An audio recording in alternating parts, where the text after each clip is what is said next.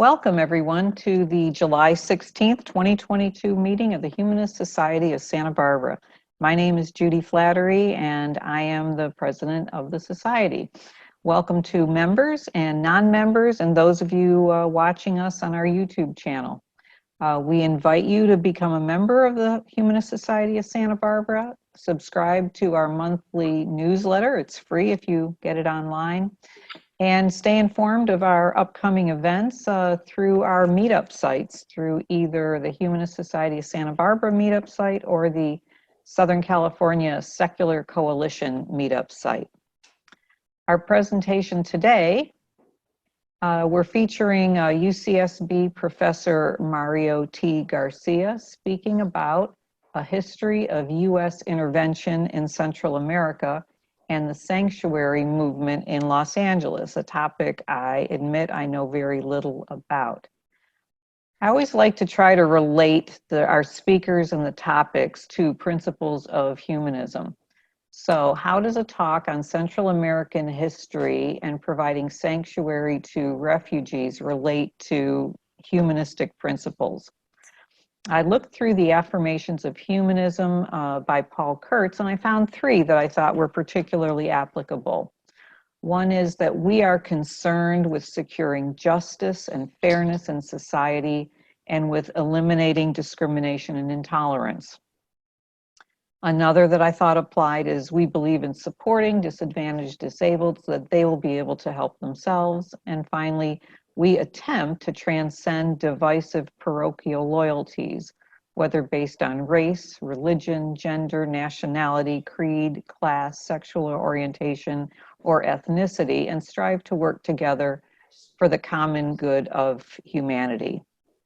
And with that, I'm going to ask Robert Bernstein, who recommended this speaker, to introduce him.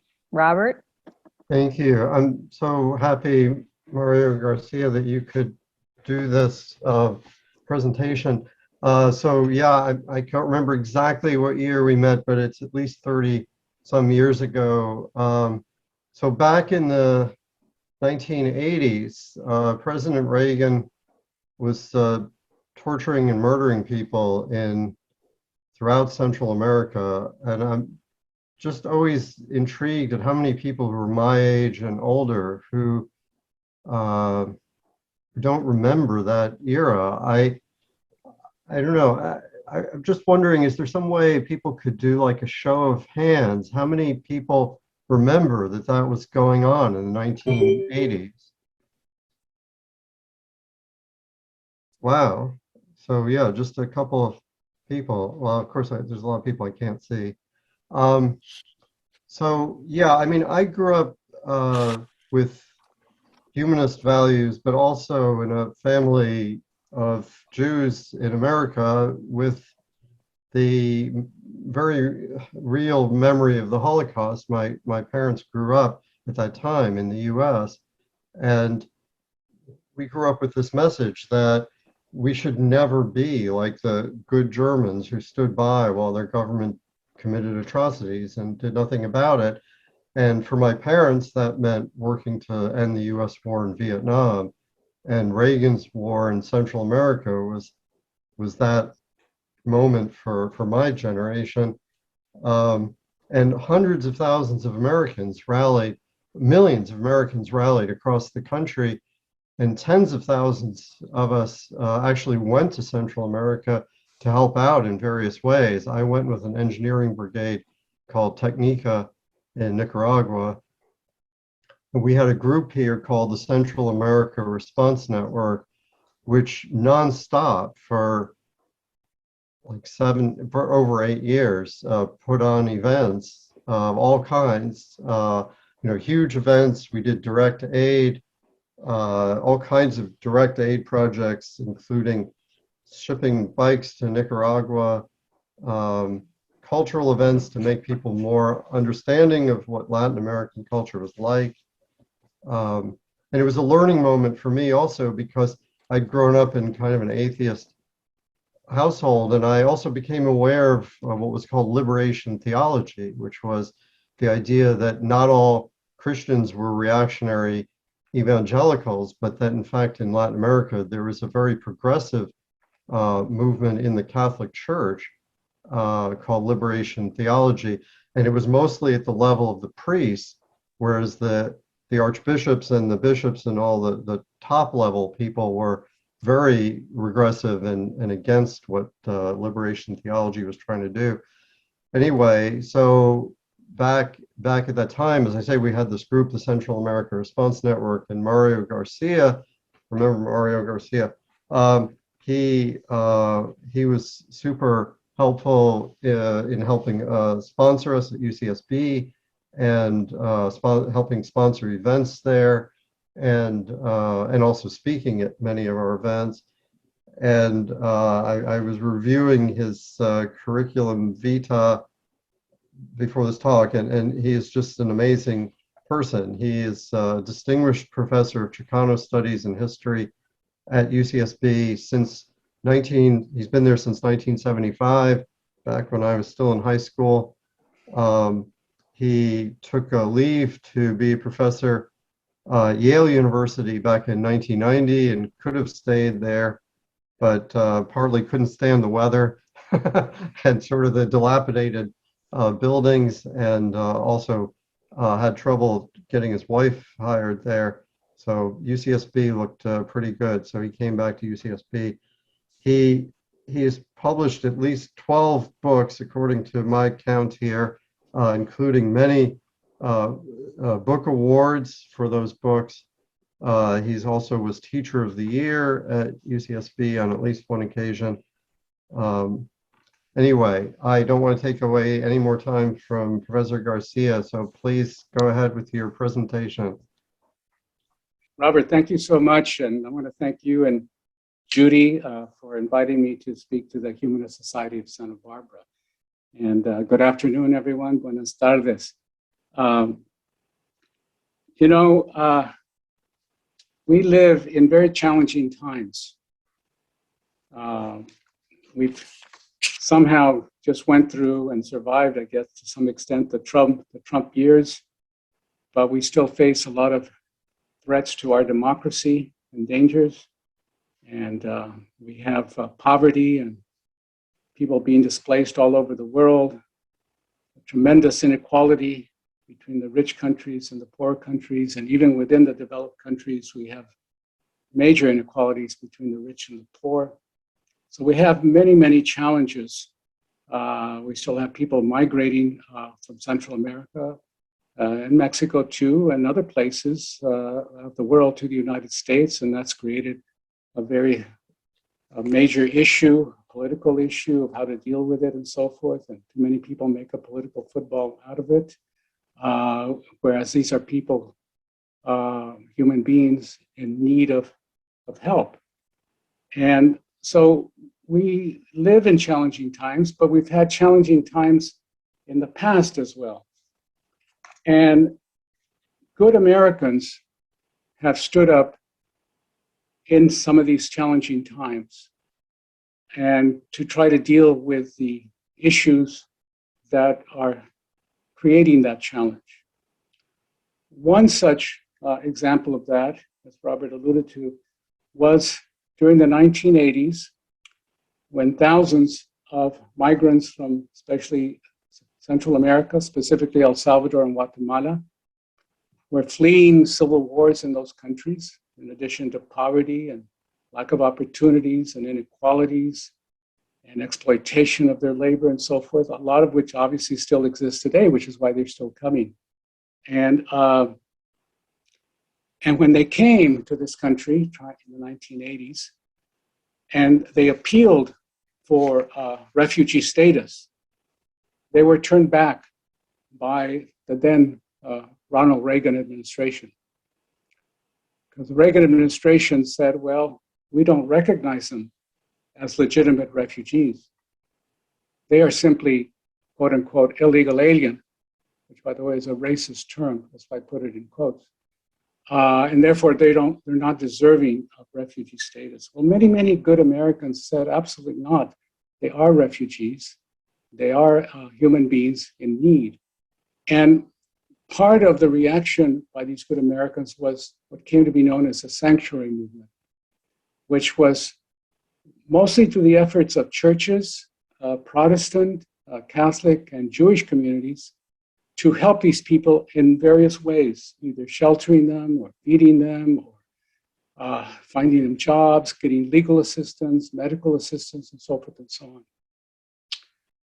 The heart, in my opinion, of the sanctuary movement was in Los Angeles, in part because so many of the Central Americans came to LA. For example, in the 1980s, about 1 million Salvadorans from El Salvador came to the United States. Half of them, 500,000, specifically came to Los Angeles. So the issue of what to do and how to reach out to these refugees was very central in the Los Angeles area. And one good American who reached out is the subject of my recent biography of Father Luis Olivares, who was the pastor of Our Lady Queen of Angels Church in downtown Los Angeles. If you know downtown Los Angeles, you know probably where Union Station is, you know where Olvera Street is. Well, Our Lady Queen of Angels is adjacent to Olvera Street. It's a relatively small church, but it's the oldest church in Los Angeles. It goes back to the Spanish settlements. And it's popularly referred to as La Placita, which means little plaza, the little plaza church. And Father Olivares became the pastor of La Placita Church in 1981. That coincided with the arrival of so many of these Central American refugees. So Father Olivares responded, and he developed a very extensive sanctuary movement out of La Placita Church, probably the most extensive program to deal with the plight of the refugees. Father Olivares embraced them. He welcomed them. He said, I see Jesus in their faces. They are the children of God, and we need to help them. They are fellow human beings. So in that period, there were significant challenges. And again, good Americans like Father Olivares responded. Before I go into the story of Father Olivares and his work in Los Angeles with the sanctuary movement, I think it's important to put in context the migration of all these people coming from Central America and even earlier from Mexico, to put it in historical context. And that relates to the fact that the United States, for many, many years, was engaged in, for example, Central America and Mexico also, but it was part of what we call imperialism. What is imperialism? Imperialism can be the physical conquest of someone else's lands. Certainly the United States did that. Or it can be the economic control of another country's economy so that you dominate them. The United States did that as well in Central America, Mexico, Latin America. So we have to understand the historical context. That speaks to the issues today of why people still continue to migrate, because they live in areas that are still under the control, directly and indirectly, by the United States.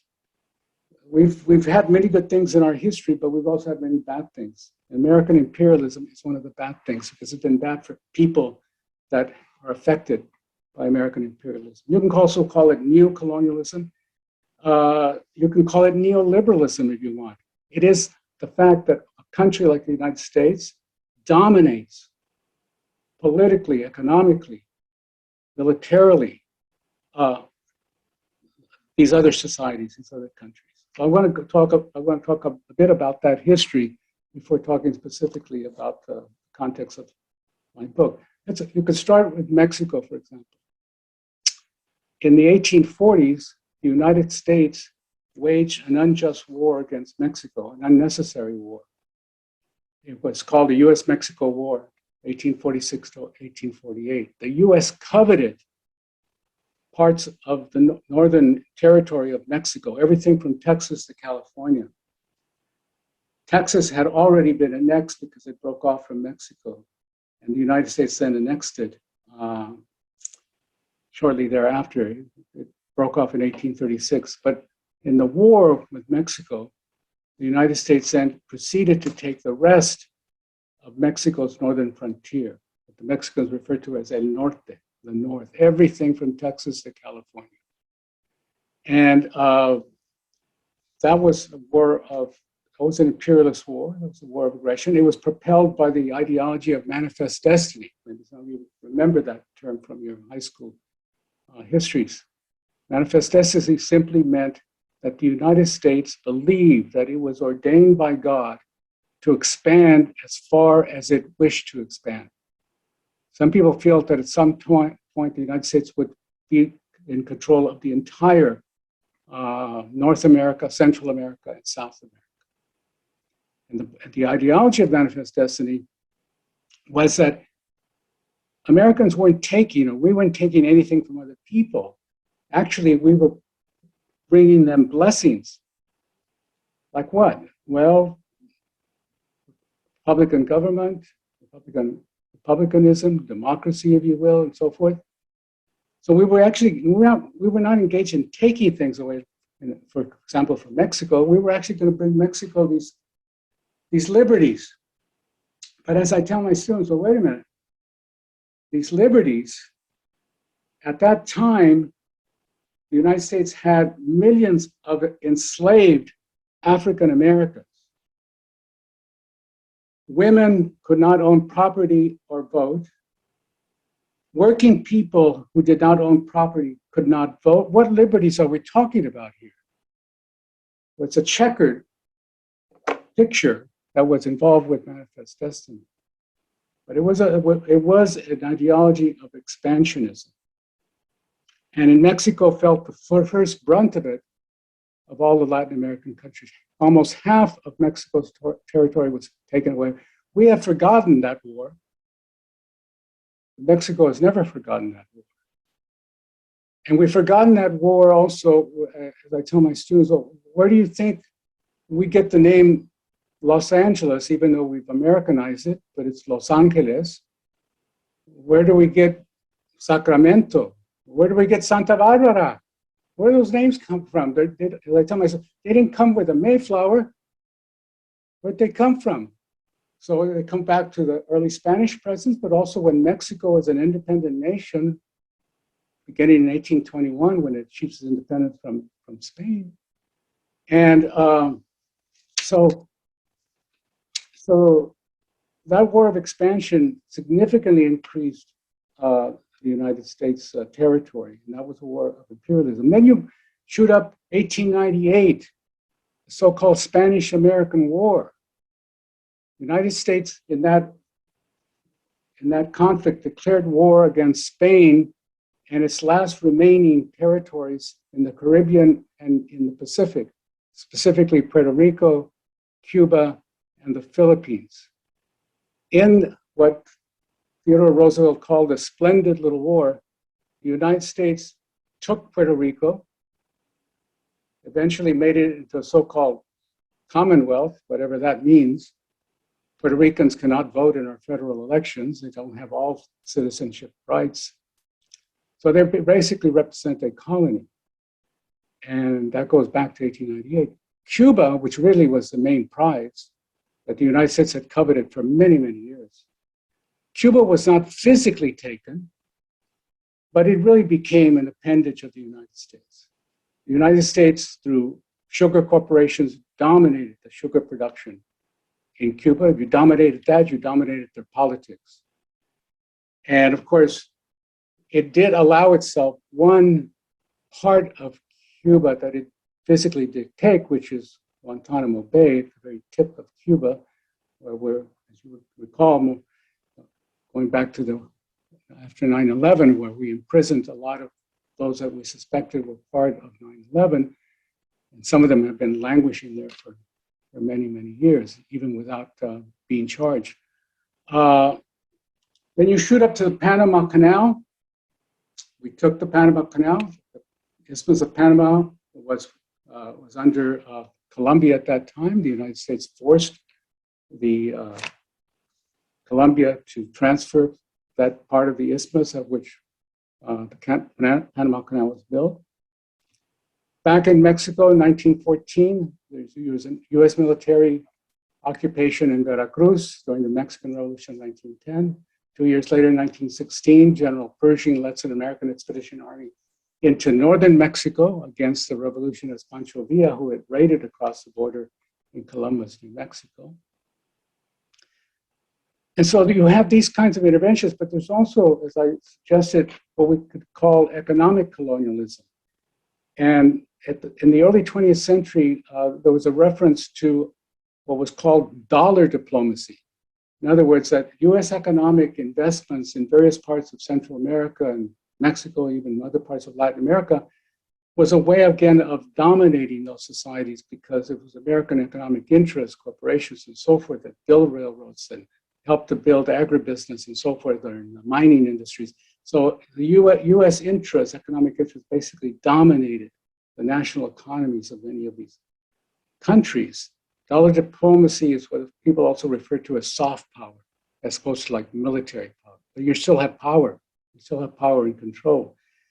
In the case of Central America, for example, they became known as banana republics. Why? Because American corporations helped to develop agribusiness there, and especially banana production. And so that term was labeled to the Central American companies. They also could have been labeled coffee republics, because in addition to bananas, coffee became a big crop that was controlled by US corporate interests in many of the Central American countries. In fact, the most significant American corporate interest in Central America was the United Fruit Company, which, by the way, was the largest landowner in Guatemala. There was also, in the early 20th century, in terms of US imperial interventions in Mexico and the Caribbean and Central America, what was called the Roosevelt corollary to the Monroe Doctrine. Well, what was the Monroe Doctrine? That was issued in 1823 under President Monroe.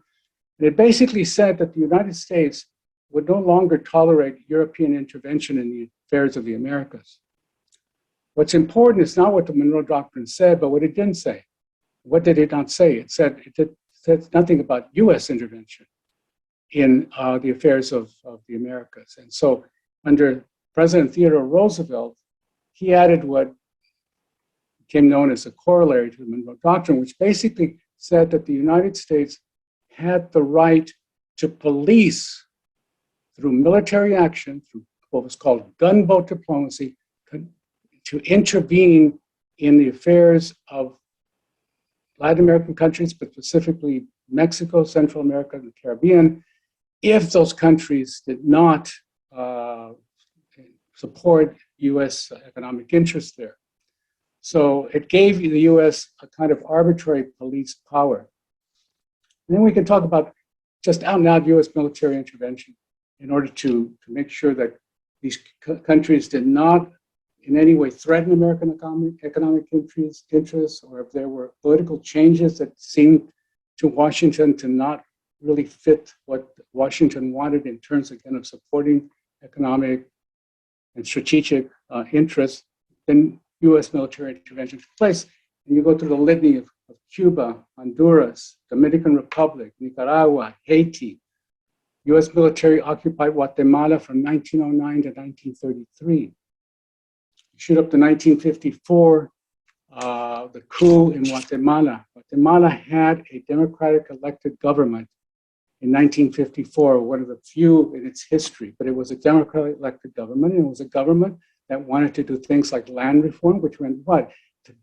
To take some of the land owned by the American corporations like United Fruit and give them to small landowners. The corporations would be compensated, but it would be to give land to the landless. That was seen as a threat by Washington.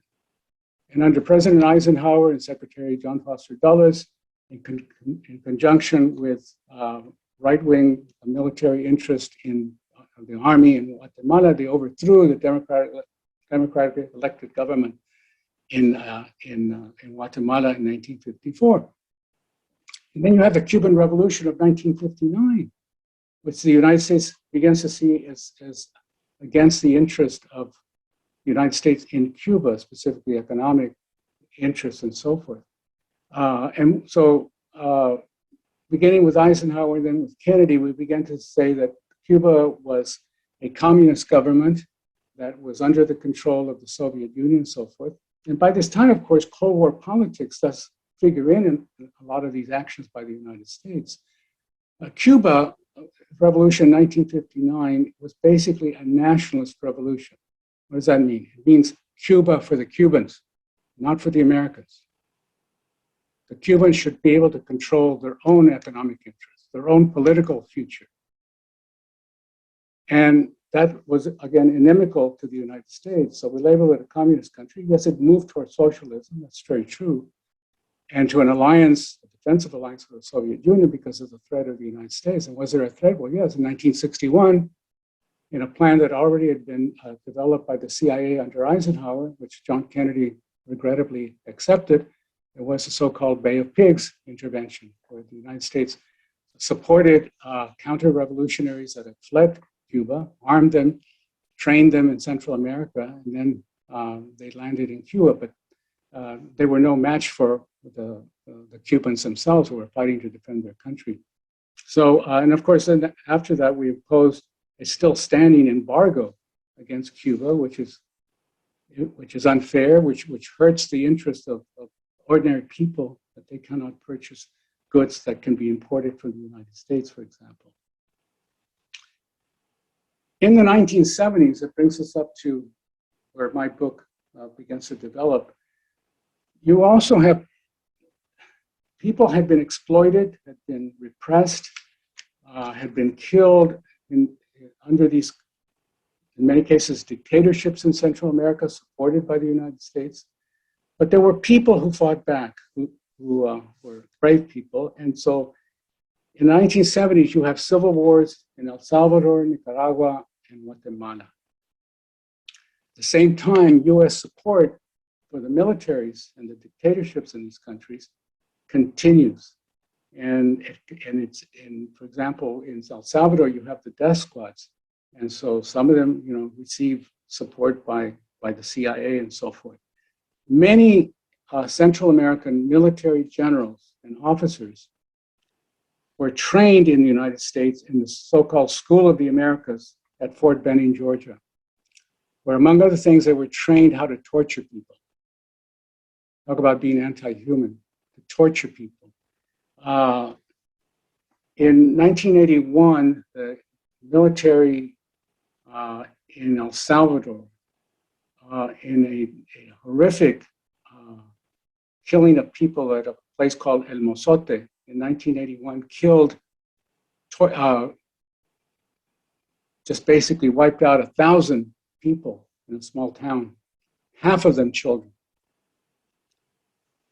Then you have the celebrated, in El Salvador, celebrated killing, assassination of Archbishop Oscar Romero, I should say. Oscar Romero was killed by the Salvadoran military in 1980.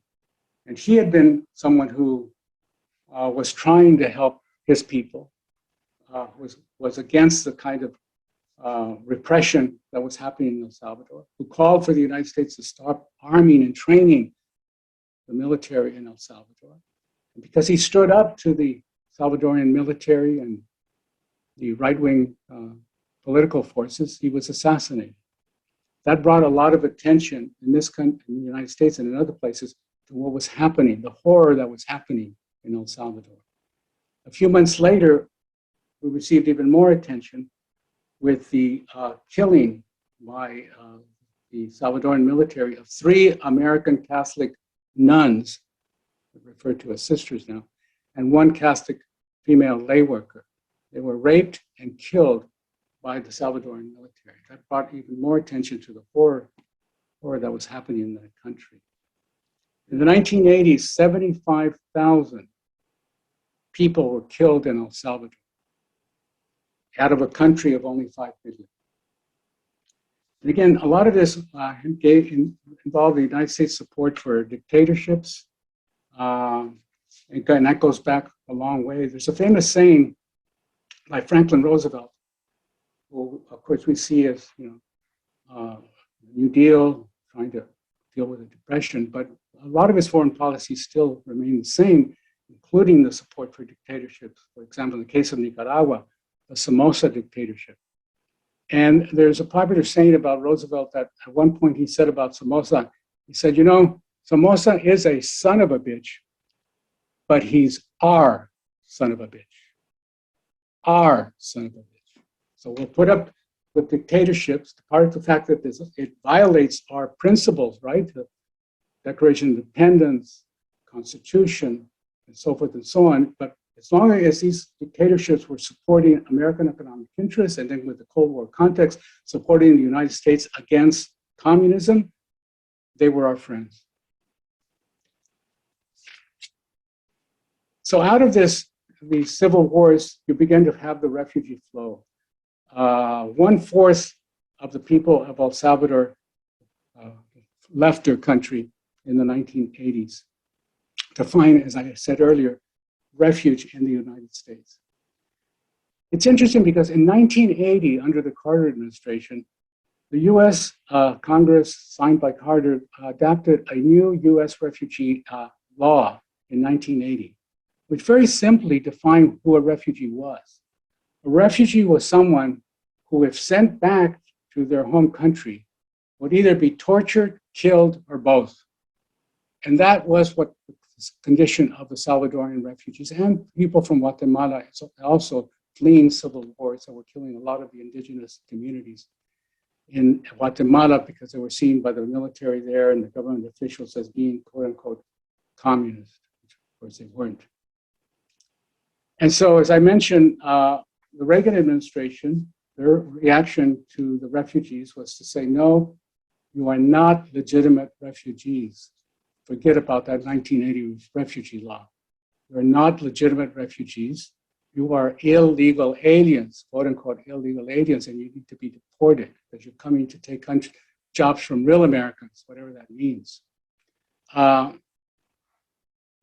Reagan accepted the view of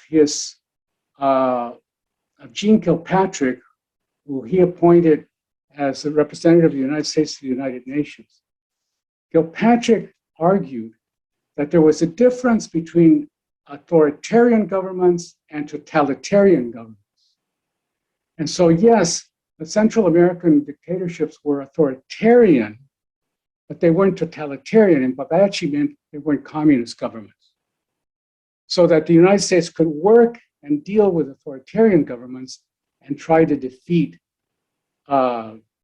totalitarian governments.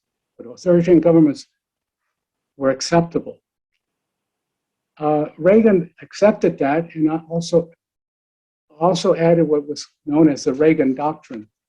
What was the Reagan Doctrine?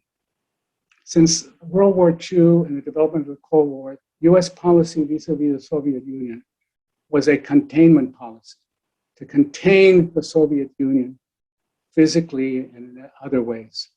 Reagan changes that and says, no, we're not going to push back. We're going to push back and force the Soviet Union out of whatever influential areas it may have, especially in the third world. We're going on the offensive.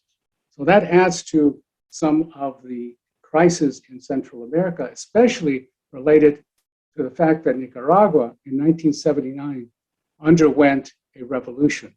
They overthrew the Somoza dynasty and established a more popular government of the revolutionaries. And again, the United States saw this as a threat to American interests.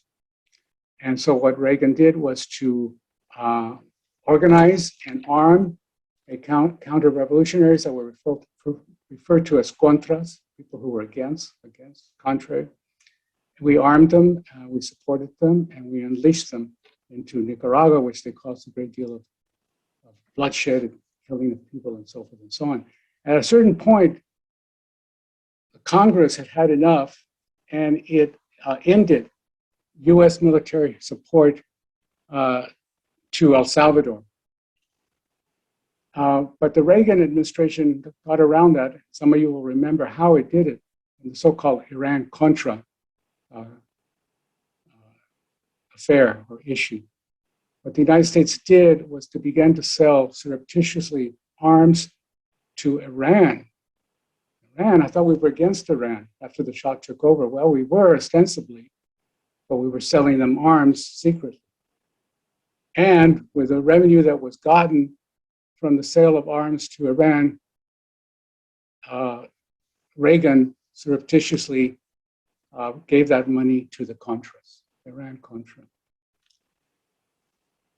Okay, as the refugees come in, there is the development of a sanctuary movement in this country.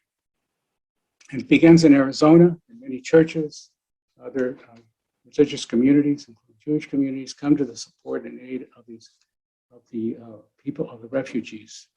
And it becomes nationwide. In the 1980s, 400 Protestant, Catholic, and Jewish communities had sanctuary movements.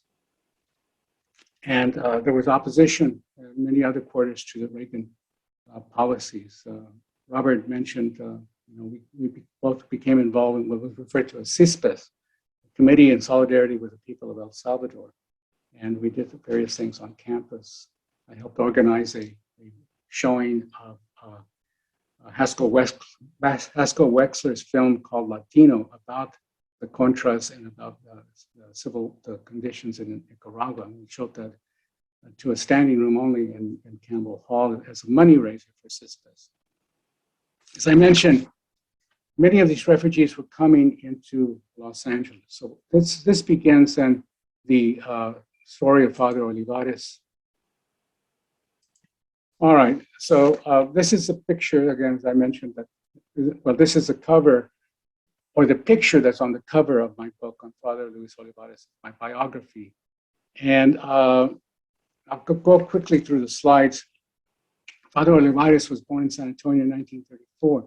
Now, it's interesting that he later on becomes involved with the refugees from Central America. His own parents were refugees from the Mexican Revolution of 1910. And they settled in San Antonio. That's where they met, married, and developed a family. Then later, in the 1920s, that family assisted other refugees coming from Mexico, especially when the Catholic Church was being persecuted by the new revolutionary government. So in Father Olivares' family tradition, there was a sense of helping refugees. And so that's part of his upbringing. So let me just quickly, this is picture of the young Luis Olivares.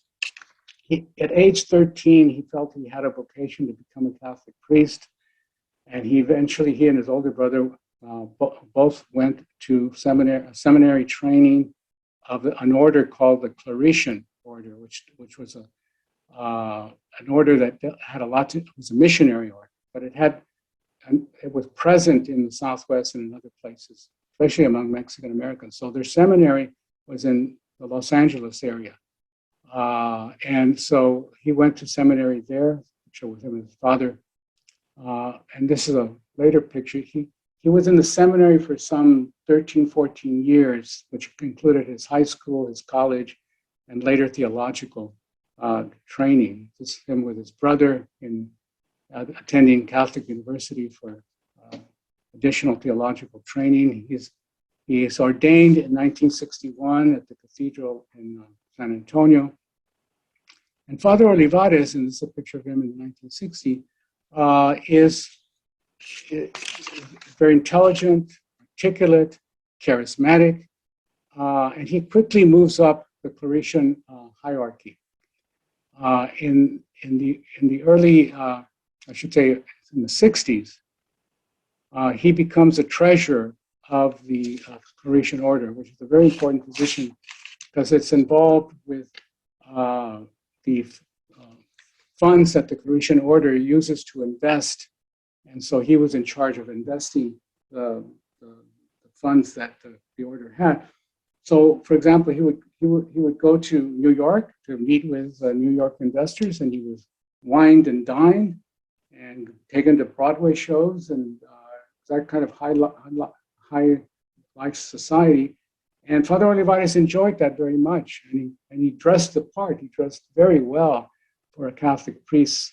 And I throw that out because people say, well, how does a Catholic priest dress very well? Well, how about the fact that he wore silk black suits? How about the fact that he wore French cuffs? And then his very famous Gucci shoes that he wore. Some people began to refer to him as Father Gucci or Father GQ later. So he was well dressed. He liked to play the part. But in 1975, by his own admission, he underwent a conversion. And he says he became converted by meeting Cesar Chavez, the leader of the farm workers. Their struggles go back to the 1960s. And so he begins to realize, or ask himself the question, what am I really doing here, raising money for the order and so forth? I should be really more out in the community, working with people and so forth. And so he begins to move in that direction. He works a lot with farm workers. And then later in the 1970s, he works with a Sal Alinsky inspired organization in East Los Angeles called United Neighborhoods Organization that was organized around different Catholic parishes in East LA to try to deal with some of the community issues of lack of police protection or lack of good schools or lack of good infrastructure and so forth. He led the most celebrated movement by UNO, which was to take on the big auto insurance companies that were redlining East Los Angeles, so they were asking for higher auto insurance rates. He was able, and UNO, to force the corporations to rescind that redlining and to not discriminate against Mexican Americans in terms of auto insurance rates. In 1981, he's transferred, or here's a picture of him with Cesar Chavez, Dolores Huerta, Father Juan Romero to the right. They're picketing the Safeway store in the background against table grapes that are not produced by the union. That became a very big organizing movement that ultimately brought the growers to their knees because they were hurt economically. This is a picture of Father Olivares at La Placita Church in 1981. This is where he begins his role in the sanctuary movement and reaching out to the Central American refugees as they were coming here at La Placita. He and people that he worked with, people like Father Mike Kennedy and others, Lydia Lopez, developed a very extensive program. No other sanctuary movement in the country had this kind of extensive programming for the refugees. For example, they provided them shelter, as I mentioned, food, medical assistance, psychological assistance. Some of these people had been tortured, or they had family members who had been tortured. Finding them jobs if they could find them, teaching them English, getting their kids into schools, providing them legal assistance so that they could try to legalize their status. Again, remember that the Reagan administration was not accepting them as legitimate refugees. The Reagan administration accepted about 2 to 3% of Salvadoran who applied for refugee status. Compared that to Canada, that accepted over 50% of refugees from Central America in Canada. And so the program that Olivares developed was very extensive. No other sanctuary program or sanctuary movement had that. This is a meeting with Central American leaders at that time, Daniel Ortega from Nicaragua.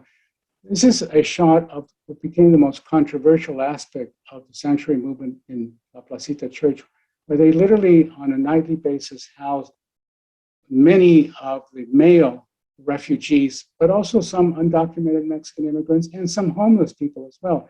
This only shows a few people in the pews, but on any given night, maybe 500, 600. There was a church that could fit 1,000, but on average, 500 to 600 slept there.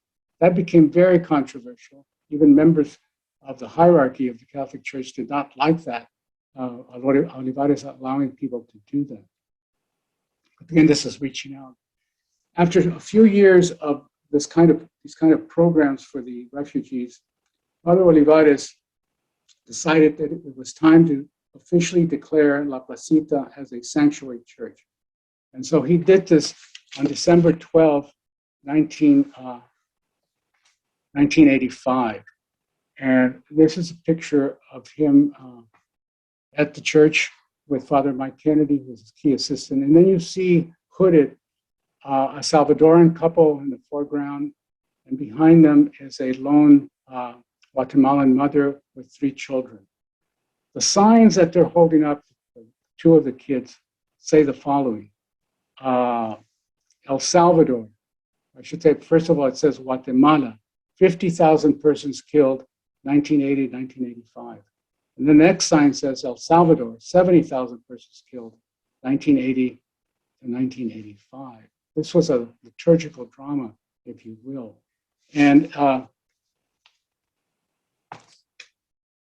one of the Salvadoran mother, by the name of Patricia, spoke after, or in this part of the program, after the Mass. And I want to just refer to my book where what she said. Patricia said the following as she addressed the congregation. She said, "Mothers, how do you think I feel having to leave my children behind?" She sobbed. "I want you to understand how we Salvadoran mothers feel when we have lost a family member. Yet the president of this country, meaning the United States, continues sending arms and bombs to destroy our homes, our families, and our country. It is not just." She hoped that such public support for refugees would touch the heart of the president of the United States, so he will know how we mothers of El Salvador feel. After that presentation, then Father Olivares did the actual declaration of sanctuary. And he did it by reading the following and having the congregation respond. He said, for example, "Brothers and sisters, we are here together today with a long tradition of how our faith has taught us to stand with the poor and the oppressed, especially exemplified by this feast of Our Lady of Guadalupe." By the way, usually when I speak to other assemblies, I mention, why was December the 12th important that he declared sanctuary in December 12th? Well, of course, that's the feast day of Our Lady of Guadalupe, whose image you see behind them, which is the patron saint of Mexico and of Mexican Americans as well. So Father Olivares said, "We have just heard a testimony of one of our families from Central America.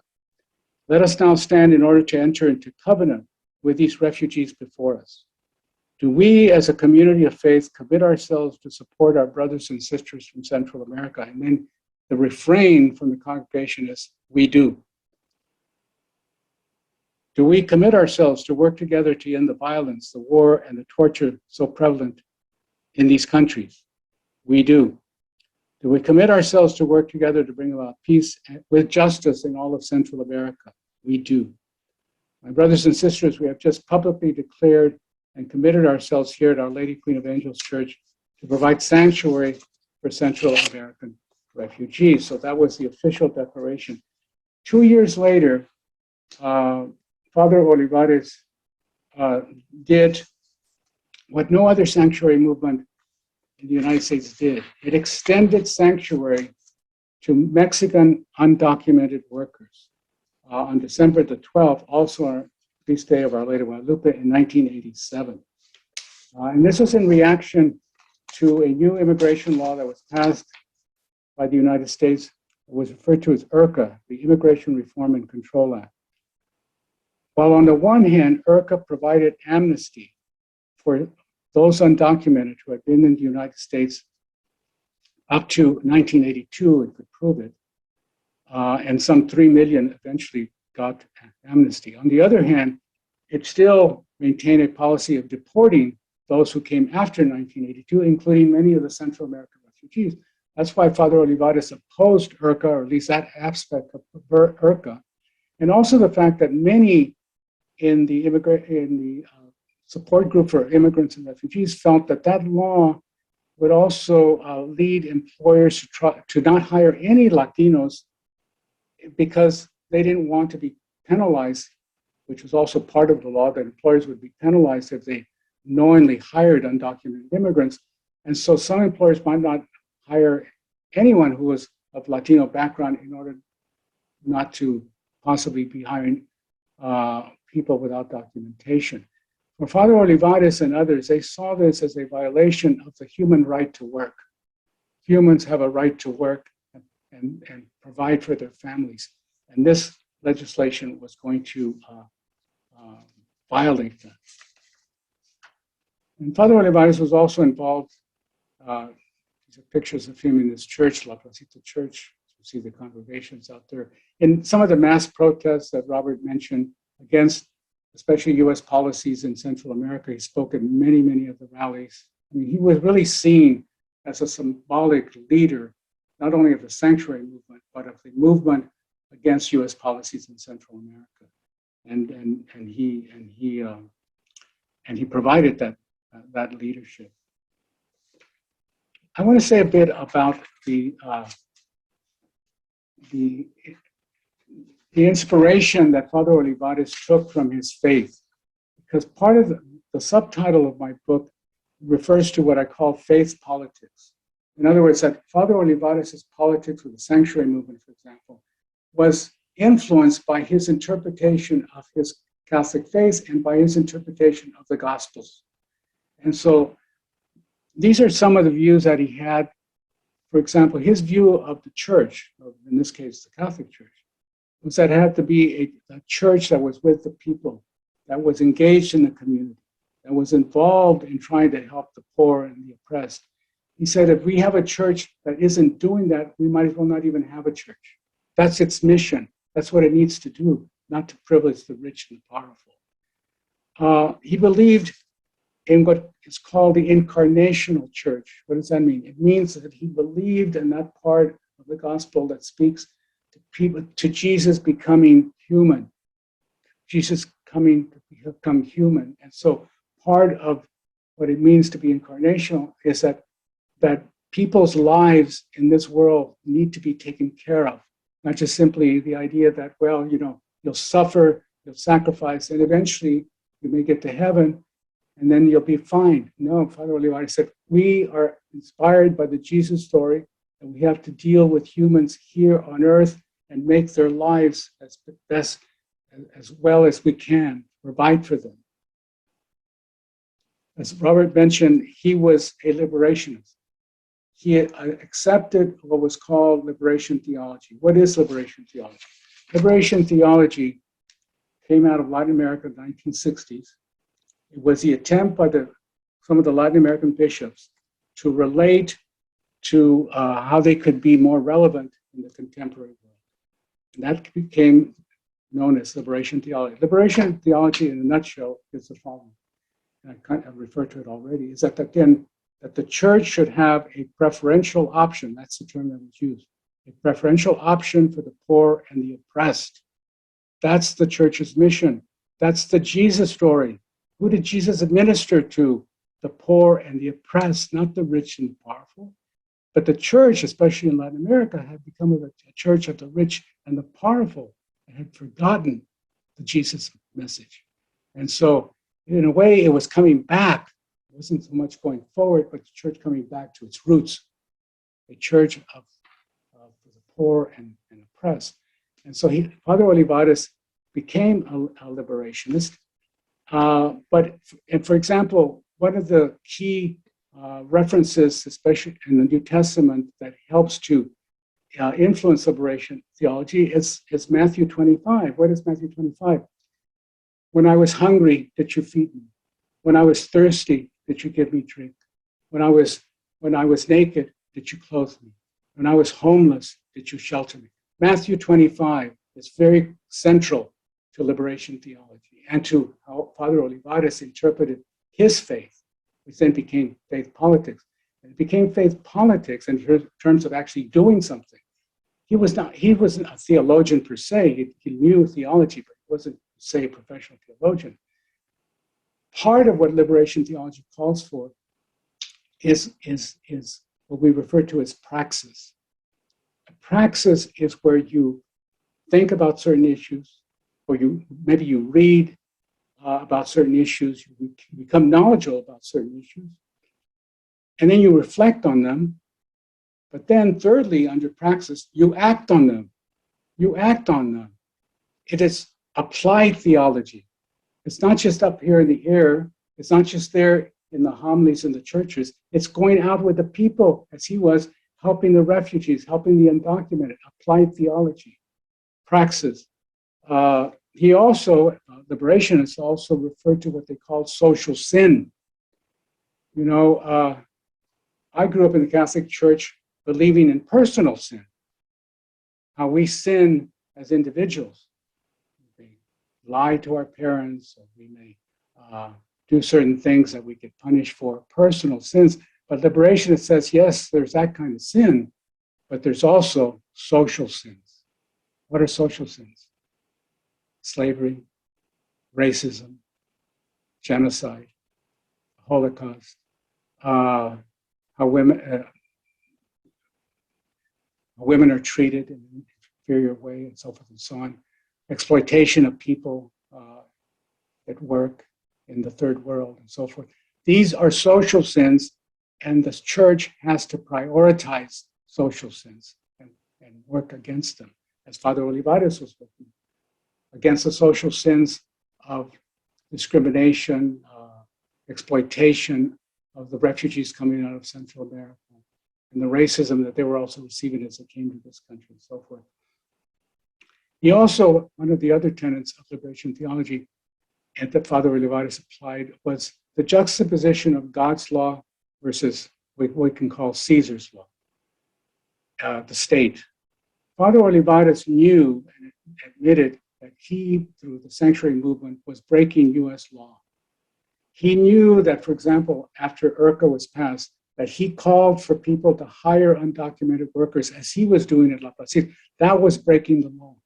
His hierarchy didn't care for that. But he said, there's a higher law that I affirm, which is God's law. And that's what I'm going to obey, because that's what God wants me to do to help his people.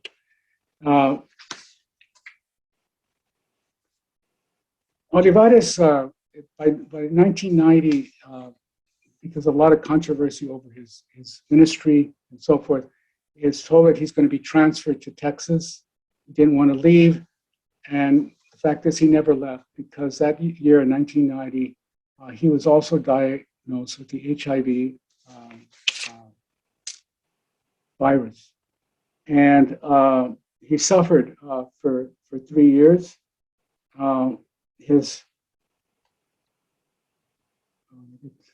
He was also threatened, by the way, by death squads in Los Angeles. Some of the death squads actually migrated themselves to the US, and LA death threats were given to Father Olivares. You see the policeman in the back in the church.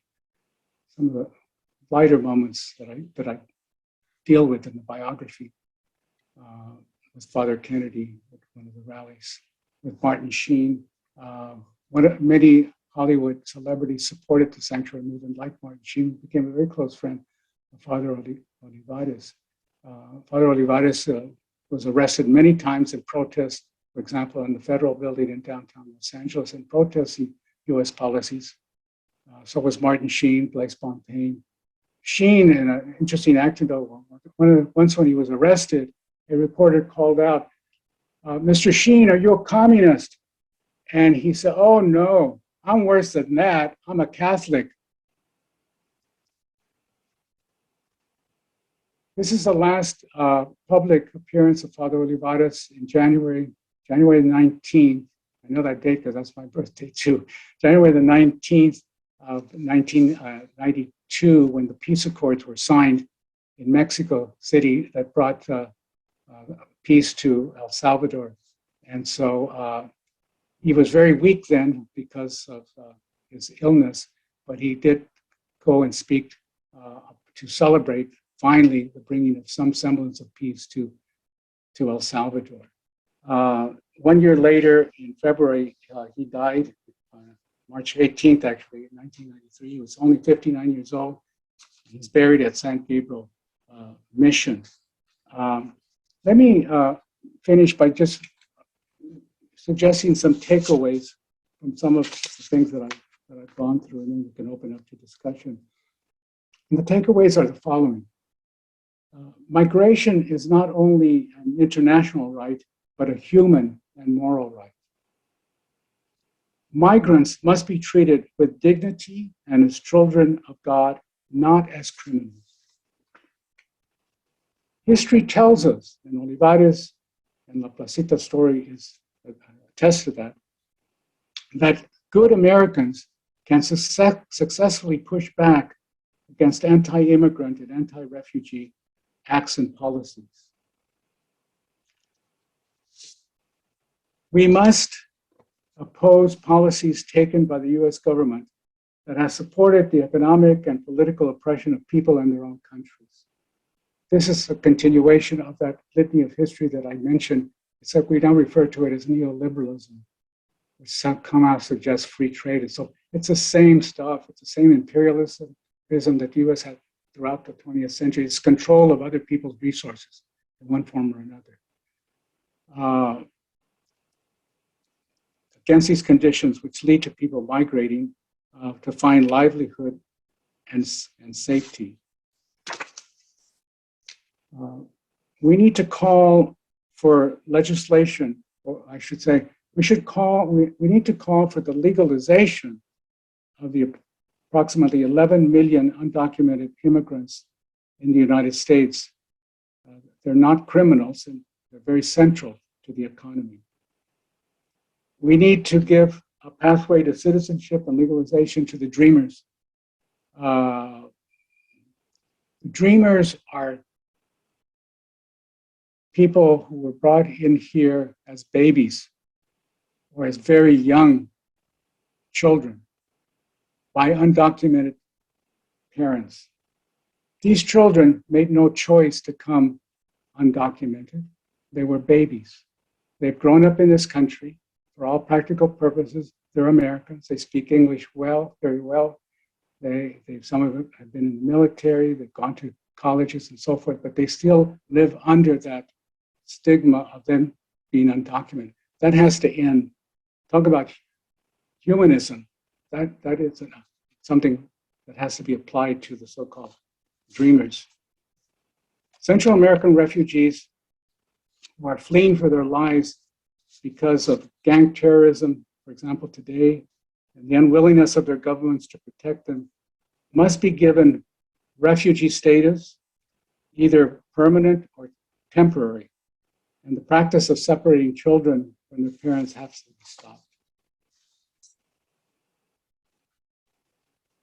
So those are some of the takeaways. I say, well, what can people do? Well, there are people who are working on immigration issues and support groups. There is a revival of the sanctuary movement in the last number of years in churches and in other communities, helping refugees in one form or another. We can all try to help be part of this effort.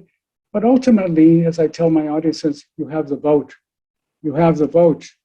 Vote your conscience. Vote your humanity in terms of who we elect to the Congress, to the presidency, et cetera, so that we can begin to have some more humane policies in this country towards all human beings, all people. One of the other takeaways in thinking about my talk and earlier discussions with Judy brought to my attention is the contradiction of how we refuse refugees from third world countries, so we give them a lot more difficult times to come in this country, but that doesn't seem to be an issue when they're basically white refugees. Part of that was after the Cuban Revolution of 1959, many quote unquote white Cubans of the upper middle classes, for example, of the elite, fled Cuba and came to Miami and to Florida. There was no problem in giving them refugee status and legalization.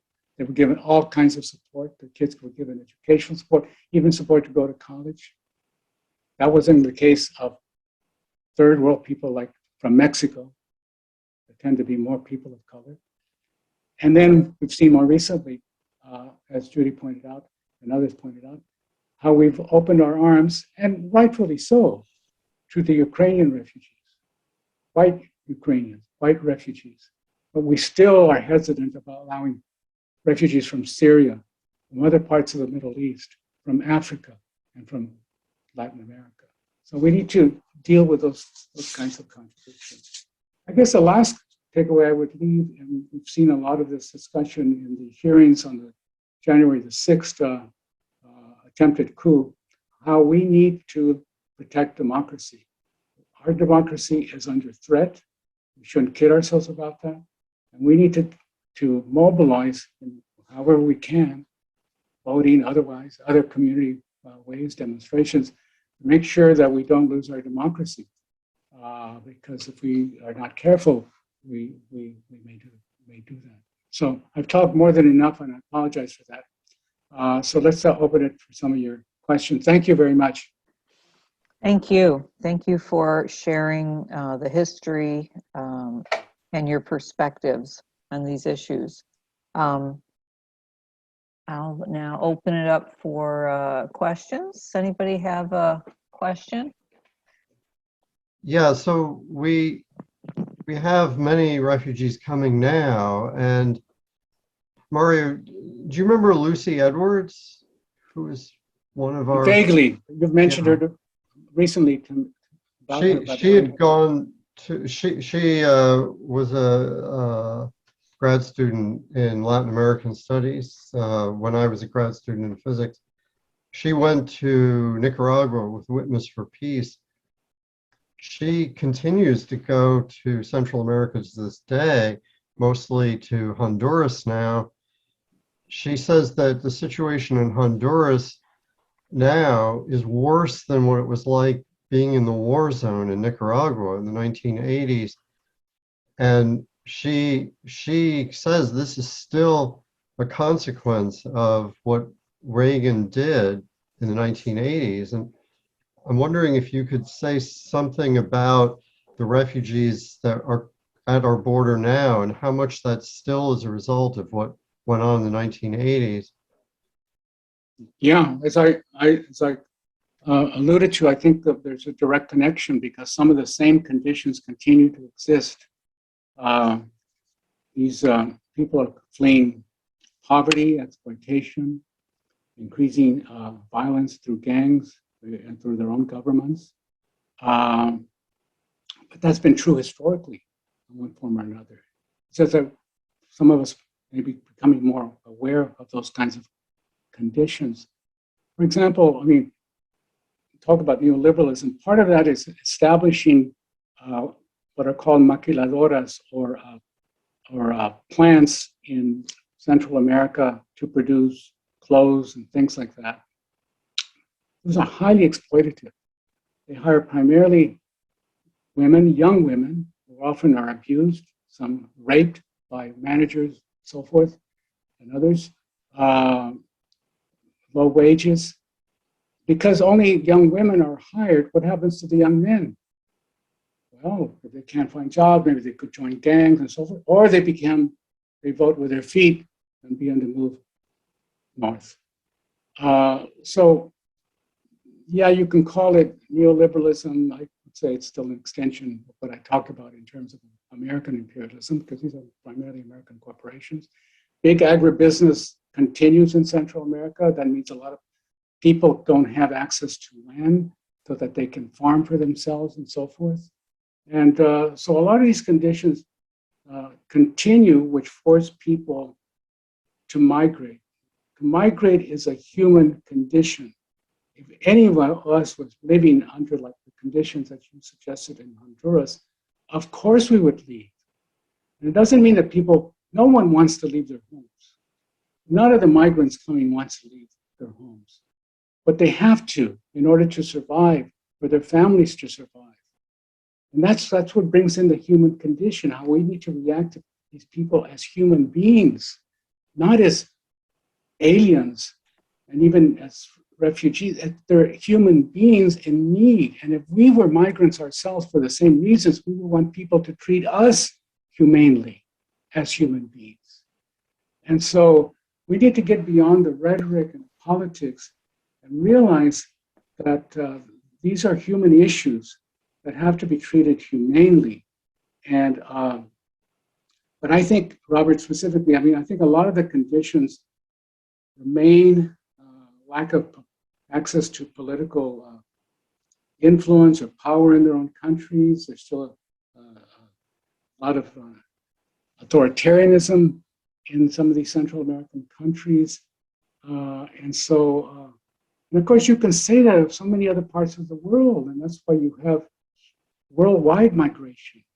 And then we add that climate change and how that's affecting people's economies and their livelihoods and so forth. That just adds to the migratory stream. And Central America, refugees or migrants are just one part of this picture. Yeah, I have a question. The former president kept talking about caravans of refugees heading for our borders.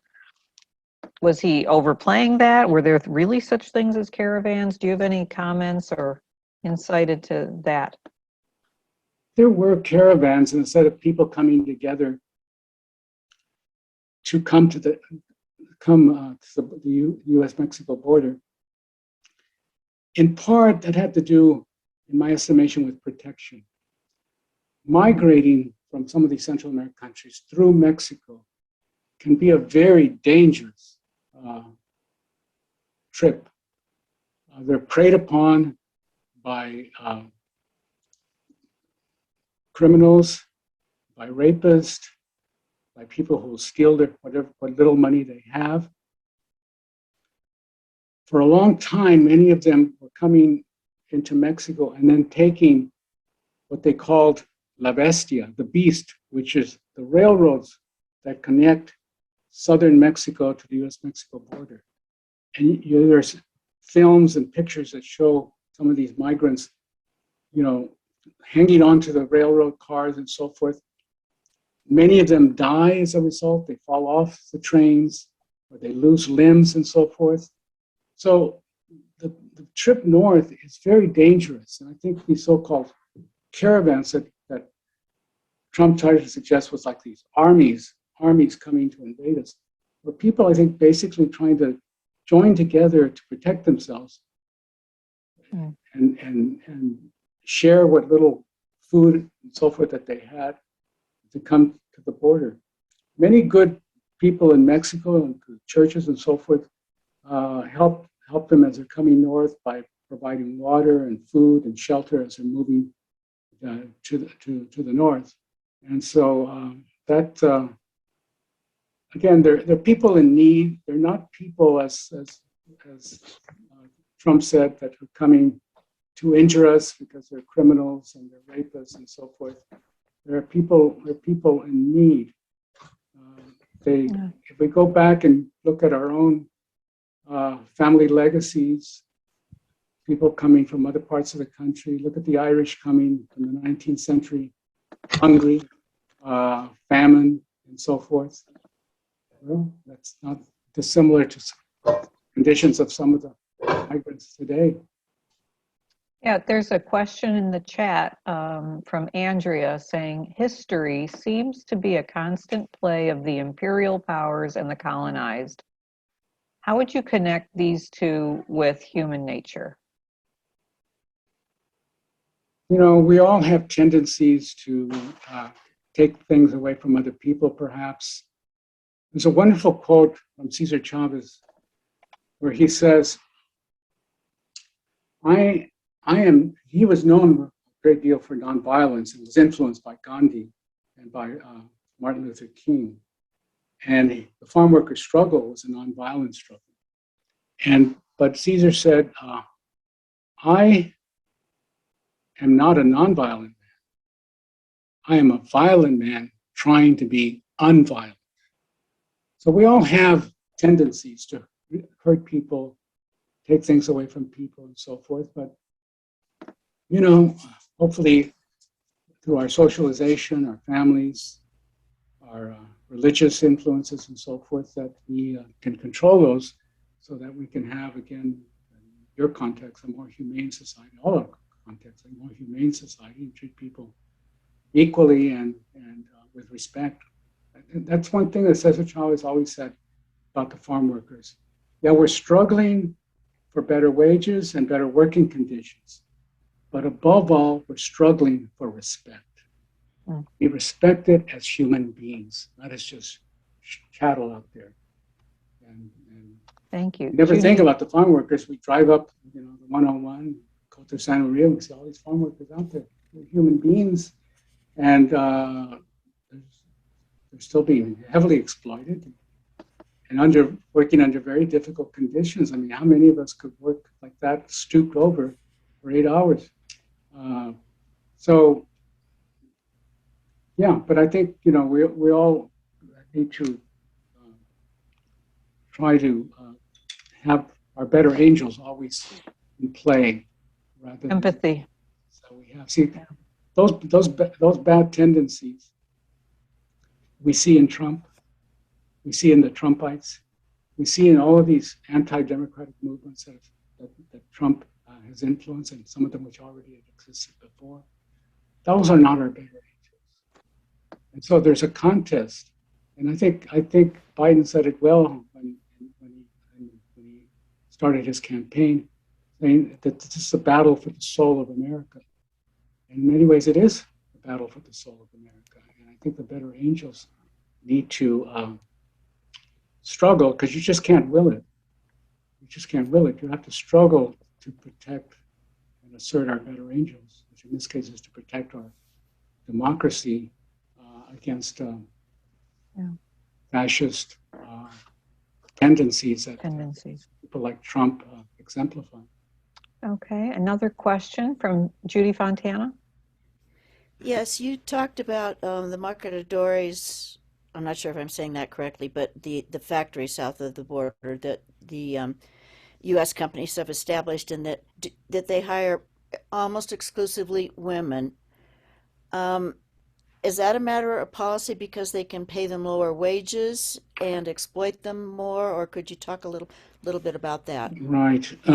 You see that these industries go back to the 1960s, and they were first established in Mexico, especially in northern Mexico, along the U.S.-Mexico border.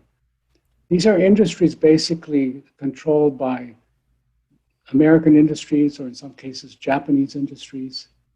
They're assembly plants.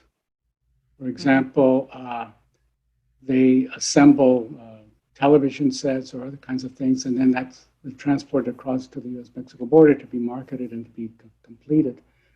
But traditionally, these industries, these maquiladoras, have hired primarily young women, many of them single women.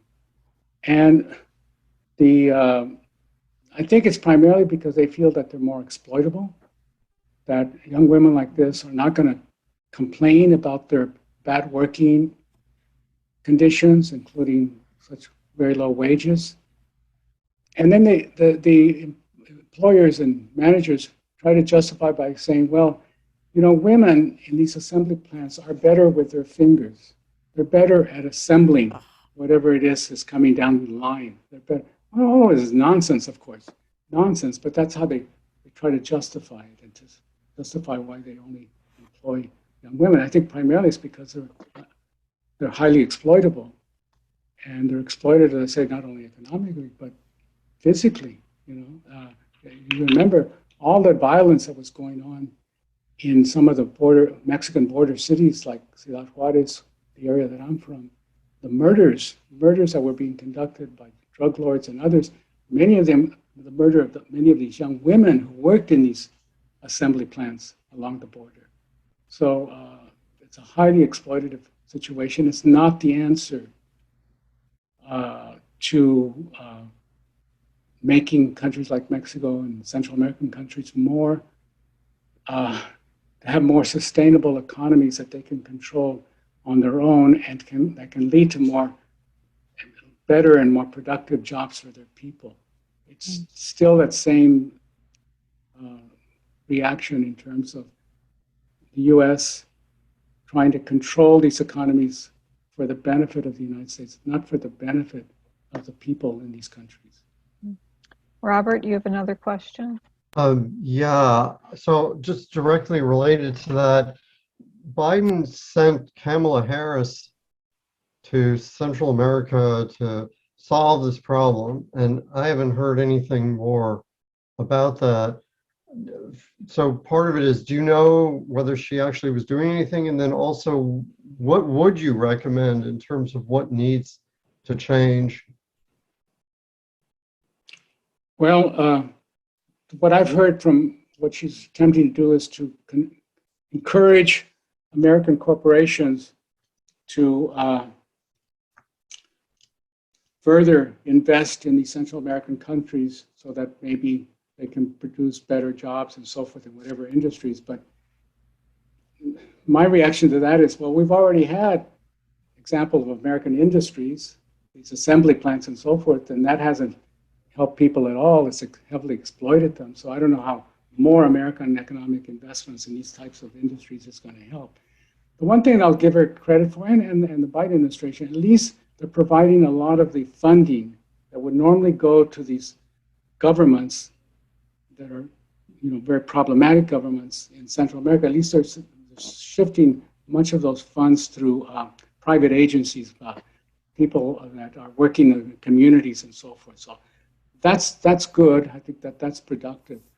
But you're talking, I think, long-range issues here in terms of underdeveloped countries, underdeveloped economies, trying to achieve a semblance of being able to control their own resources and develop an economy and societies that can create a semblance of equality and democracy and freedom for their people. That's a big undertaking given the long history of colonialism, neocolonialism, imperialist interventions in Latin America as a whole, including Central America.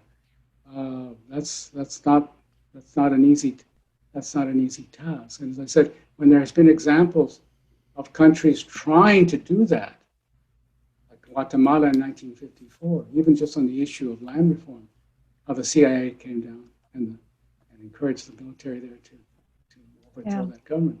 Or the example of Cuba trying to also develop a new society that would be not under the control of American economic interest, but rather for the interest of the Cubans themselves. And we know the attempt to overthrow that revolution and the attempt to continue to choke the Cuban economy through the embargo. The US and Israel are the only two countries that support that embargo. Every other country in the world does not endorse that embargo. So talk about being isolated. The United States, in some cases, finds itself very isolated in our relationships with other people, especially in the third world. And certainly in this case of denying the Cubans an attempt to develop better trade opportunities because they're not allowed to trade with the United States. Thank you very, very much for sharing with us. And I wanted to give Professor Garcia's book one more plug. Those of you who want to know more about the sanctuary movement and Father Olivares, there's the book. And we had this special offer code that was given to us a couple months ago. Hope that's still good information there on where you can find that book. So finally, thank you everyone for attending, and thanks everyone for your support of the Humanist Society of Santa Barbara.